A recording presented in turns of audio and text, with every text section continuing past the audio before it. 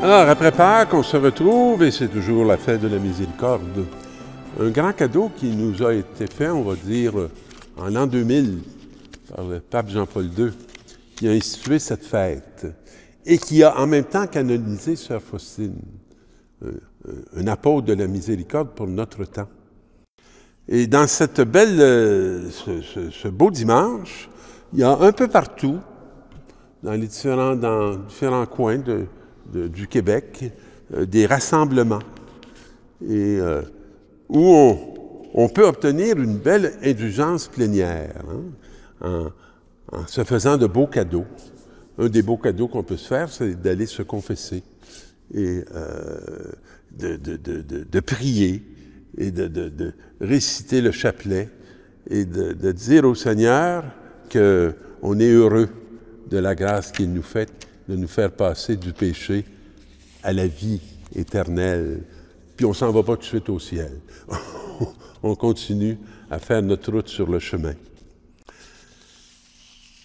Dans le premier texte que ce dimanche nous propose dans la liturgie, on fait face à un texte qu'on appelle la première communauté chrétienne. Et, je ne sais pas combien de temps ça a duré comme ça, mais c'est bon de jeter un regard, d'ouvrir l'oreille. Dans les premiers jours de l'Église, alors on sent que on est dans l'effervescence des débuts, des commencements. Les frères étaient fidèles à écouter l'enseignement des apôtres et à vivre en communion fraternelle, à rompre le pain et à participer aux prières. Alors on sent qu'il y a déjà tout un rite de vie qui est en train de s'établir. Quelque chose qui n'était pas très connu auparavant. La crainte de Dieu était dans tous les cœurs. On ne voulait pas l'échapper. On ne voulait pas échapper cette belle présence de Dieu. Puis on ne voulait pas échapper les promesses qu'il accomplissait, puis qu'il avait faites depuis fort longtemps. Et beaucoup de prodiges et de signes s'accomplissaient par les apôtres. Et je ne pense pas que c'était pour se faire valoir.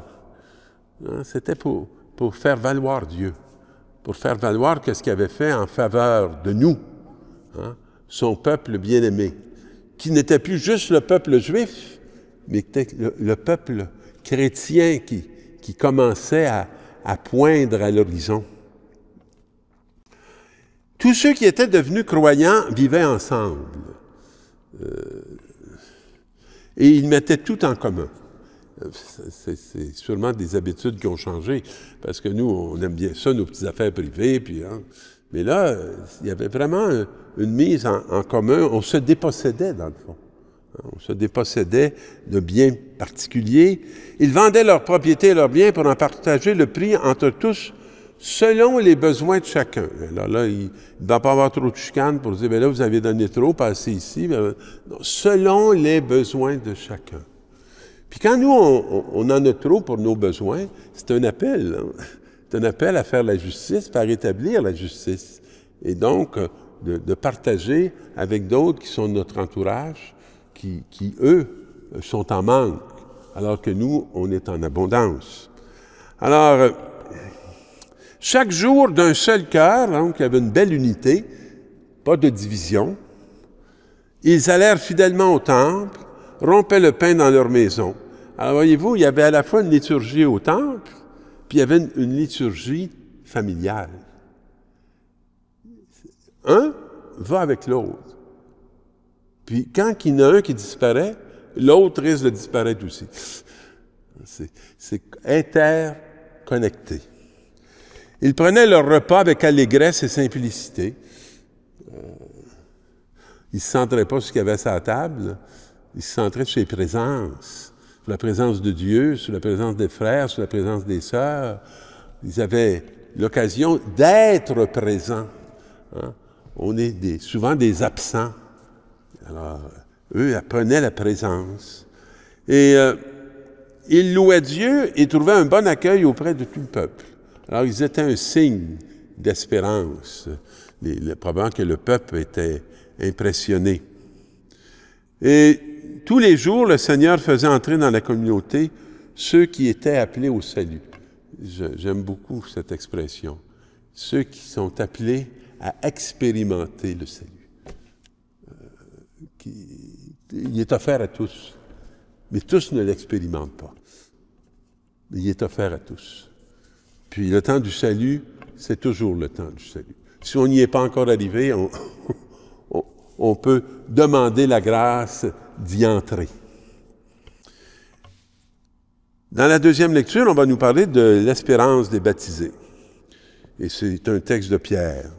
« Béni soit Dieu, le Père de Jésus-Christ, notre Seigneur, dans sa grande miséricorde. » C'est un mot qu'on va entendre beaucoup aujourd'hui, en cette fête. « Et il nous a fait renaître grâce à la résurrection de Jésus-Christ. » Donc, notre renaissance, ça ne dépend pas de nous. Elle est accomplie par Jésus-Christ. Et on peut entrer dans cette grâce de la résurrection et pour une vivante espérance, pour l'héritage qui ne connaîtra pas de destruction. Ce n'est pas quelque chose de matériel, et ce n'est pas parce que ce n'est pas matériel que ce n'est pas vrai. C'est quelque chose d'autre, c'est dans une autre dimension. Et l'espérance nous donne une tension vers un accomplissement. Et que si ce n'est pas encore arrivé dans nos vies, on sait que ça va arriver. Et on se met en marche dans cette espérance. Et avoue que la puissance de Dieu garde par la foi en vue du salut qui est prêt à se manifester à la fin des temps. Alors qu'il est prêt. Alors, nous, là, on fait juste l'annoncer, le reconnaître, partager nos forces d'espérance, hein, partager notre tension vers ce grand salut hein, qui est pour notre humanité. Vous en tressaillez de joie. J'aime beaucoup ce mot-là, me tressaillir. Hein, c'est un mot qui nous parle de fécondité, qui nous parle d'une espèce d'animation intérieure. Même s'il faut que vous soyez attristés pour un peu de temps encore. Parce qu'on pourrait dire, on pourrait partir de notre tristesse, mais ça n'arrive pas, on s'assoit, puis on se dégonfle. Puis, moi, je ne veux pas vivre ça une vie de même, là, dégonflé, c'est ennuyant. Ça mène nulle part. Hein. Ça amène à une mort qui n'a pas de salut. Moi, j'aime ça, la mort avec le salut. Je n'ai pas de problème si le salut est là. Alors, on peut... Et c'est cette tension qui est importante de garder bien animée, vivante en nous. Elles vérifieront la qualité de votre foi qui est bien plus précieuse que l'or. Imaginez-vous, là, tous les efforts qu'on fait pour avoir de l'argent. Là, il dit, ce qui est de plus précieux que l'argent, c'est la foi. Tout cela doit donner à Dieu louange, gloire et honneur quand se révélera Jésus-Christ. Lui que vous aimez sans l'avoir vu. C'est vrai que on le fréquente, on l'aime, hein? Parce qu'on touche souvent les signes de sa présence. Et vous qui croyez sans le voir encore, et vous tressaillez d'une joie inexprimable qui vous transfigure. Si on a de la misère à parler de la foi, c'est pas grave, c'est une joie inexprimable. Alors, c'est pas dans des mots qu'on va l'exprimer, c'est dans un état d'être qui va nous changer le visage. Car vous allez obtenir votre salut qui est l'aboutissement de la foi. Alors, c'est au bout de votre parcours. Et là, dans l'Évangile, on se retrouve avec les apparitions. Alors, on n'est plus dans les premiers... on est dans les premiers jours de la semaine, par contre. C'était après la mort de Jésus. On pourrait dire, mais c'est une drôle de façon de commencer. Mais oui, mais il y a eu avant la mort de Jésus, puis après la mort de Jésus. Nous, on n'appartient pas à avant la mort de Jésus, on n'était pas sur la planète Terre. Nous, on appartient après la mort de Jésus. Alors, c'est très différent. Les disciples avaient verrouillé les portes, donc ils ont peur. Puis, ils ont peur des Juifs. Et Jésus vint, il était là au milieu d'eux. Quelle belle espérance! Même si tu as peur, puis tu as verrouillé, puis tu as fermé tes portes, il est là. Toutes tes attitudes qui sont pas bien, de bonne disposition, ça n'empêche pas la présence du ressuscité. Il leur dit, la paix soit avec vous. Et après cette parole, il leur montre ses mains et son côté. Alors, il leur montre ses blessures, les signes, les marques de la croix. Et là, les disciples furent remplis de joie en voyant le Seigneur. Il leur dit de nouveau, la paix soit avec vous, comme le Père m'a envoyé, moi aussi, je vous envoie. Alors, ils sont envoyés vulnérables, comme lui. Il n'était pas invincible. Il est mort sur la croix. Bien, on est envoyés nous aussi. Comme le Père m'a envoyé, je vous envoie vous aussi. Et recevez l'Esprit Saint. Alors, il y a un don nouveau, là. Tout homme à qui vous remettrez ses péchés, ils lui seront remis. Et tout homme à qui vous maintiendrez ses péchés, ils seront maintenus. Si on n'accomplit pas la mission, là, mes amis, là, il y en a qui sont condamnés à rester dans le péché. Un des 12, Thomas, n'était pas avec eux quand Jésus était venu. Les autres disaient, nous avons vu le Seigneur. Mais pouvez-vous nous prouver qu'il existe Jésus? Puis les chrétiens de répondre, nous avons vu le Seigneur. Voyons donc.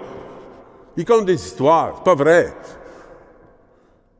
Mais ils continuent à dire, nous avons vu le Seigneur. Est-ce que vous l'avez vu?